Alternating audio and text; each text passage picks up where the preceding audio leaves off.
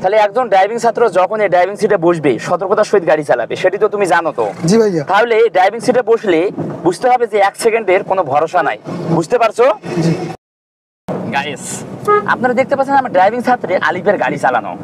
আলিফ, এই যে কিছুক্ষণ আগে বাম পাশে দুটি মহিলা মানুষ হাঁটতেছিল, তুমি হর্ন দিয়ে তুমি তাদেরকে সতর্ক করে দিয়ে গাড়ি তুমি চালাচ্ছ।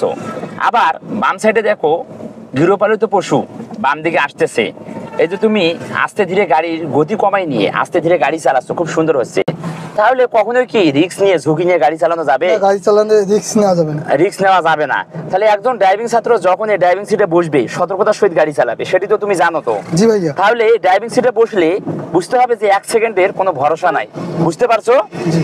তাহলে অবশ্যই সতর্কতার সহিত কি গাড়ি চালাইতে হবে, বুঝতে পারছো? জি ভাইয়া। তাহলে কখনোই রিস্ক নেওয়া যাবে না।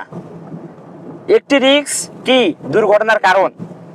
তাহলে একটি রিস্কে অল্প অসাবধানতার সহিত যখনই গাড়ি চালাবে তখনই কি দুর্ঘটনার শিকার হবে, তুমি হাসপাতালে যাবে, তোমার কারণে আরেকজনের ক্ষতি হবে, বুঝতে পারছো? জি ভাইয়া।